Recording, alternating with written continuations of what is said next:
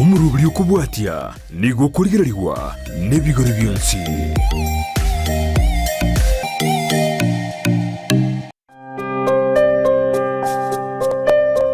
Kunazo simulizi nyingi na za wengi ambao wanahitaji msaada. Baraza is one of the stories. Baraza alikuwa analala nje. Anasema ati kila mtu atafute kwake, alafu mimi naambiwa nitafute babangu tuende kukula huko. Alirudi kucheza mpira kama kawaida. Anatumwagia maji, anapasua vitu kwa nyumba. Alafu kuna siku nyingine hapa alikuja akafungia mamangu kwa nyumba, akaanza kumchapa. Tazama Save Alive kila Jumatatu na Ijumaa saa 12:30 jioni ndani ya Ndizi TV. Tubadilishe maisha.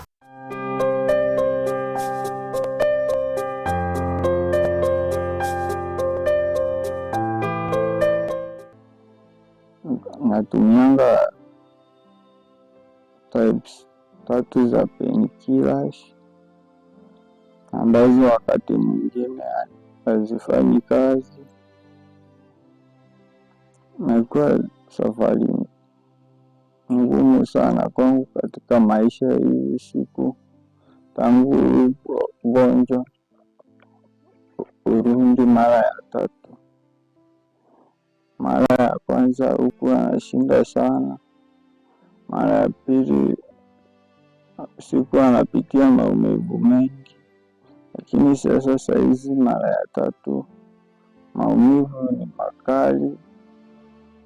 Ndio anafanya nasikia vibaya sana. Naweza andika kujilaumu. Morris has lost many friends who do not understand his illness and therefore do not want to be associated with him. He spends most of his time at home alone or with his mother. Nimekuwa anapitia changamoto ya mawazo sababu sasa hadi marafiki wamenipotea. Nashindanga tu hapa nyumbani peke yangu mimi na mama yangu. Marafiki walinipotea, hawanitembelei hadi nashindanga tu na upweke tu. Sasa ndio nashindwa mbona niyapitie haya. Wale wengine wanasema nimerogwa. Huwa inaniumiza sana. Na wenye hadi huwa wananiambia ni laana. Huwa pia inaniumiza sana kwa moyo. Sababu naamini ni ugonjwa tu kama ile kama kawaida.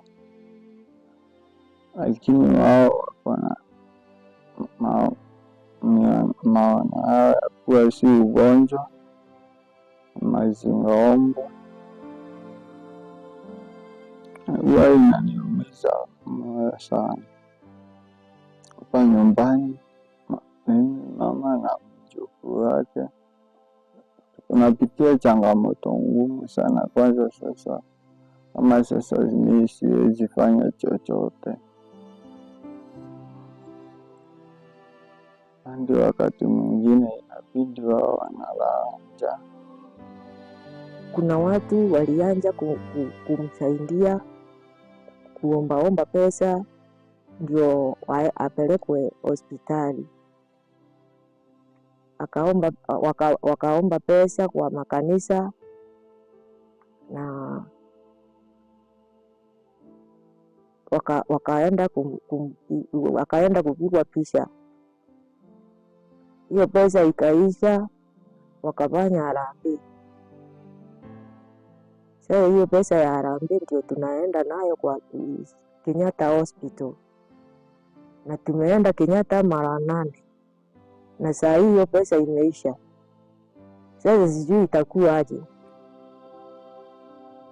Sababu asina pesa ingine na ni pesa ya kusaidiwa na watu na mimi hakuna kitu niko nayo kwangu. Sina ng'ombe, sina mbuzi, sina kitu. Bwanangu alikufa 2015 na mchichana yangu wa kwanza alikufa 2010, akaniachia mtoto, na mimi ni mtu alibalua.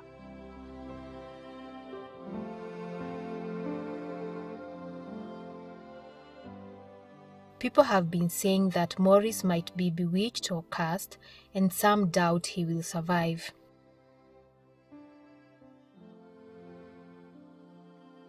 Hii ugonjwa ya kilenji inanifanya nifinyike sana. Watu wengi wanakuja wakaniambia ati mtoto yangu amerogwa. Wakaniambia ati mambo mingi sana. Mimi nikashindwa nifanye nini. Na mimi sikubaliani na mambo ya kwenda kwa nabii. Sababu alienda hospitali, daktari akasema atatengenezwa na atapona. Sasa maneno ya uchawi mimi nisikubaliani na hiyo, na mimi ukabali Mungu atajua bila atafanya. Na muogopa Mungu mara yote, na ninashindwa nikitoka hapo Mungu ataniacha. Mimi sitaacha Mungu, nitavumilia na nipeleke hospitali. Daktari walisema watamtengeneza mpaka apone. Kama sasa ameambiwa ati anataka chuma ya kuwekwa kwa kichwa, na hiyo chuma tumeambiwa tununue na hakuna pesa. Sana shindwa atakaa hapa mpaka lini? Kama sasa zile picha alikuwa amepigwa mbeleni, tumerudi akaambiwa apigwe zingine, ati hiyo uvimbe imekuwa kubwa sana, alipigwa zingine, na sasa hakuna pesa hata ya kumrudisha. Naomba tu munisaidie nione kama atatengenezwa. Mimi sitakubaliana nao wamesema ati ni kulogwa, amelogwa. Mimi najua Mungu anafanya mambo mengi, na Mungu ni daktari. Mungu ni muweza wa yote, na hata hii ataweza. Watu siku hizi wanasema hii ugonjwa yangu si kawaida. Kuna wengine wanasema ni laana, wengine tu wanasema ni kama nalogwa. Hadi sasa hiyo ndio inafanya nisitokee kwa watu wengine. Kuna wandi mwingine wiki iliyopita alinitembelea, lakini alipokuwa anaondoka aliacha ameniumiza moyo, kwa kuwa alisema ameenda kutafuta suluhu mzuri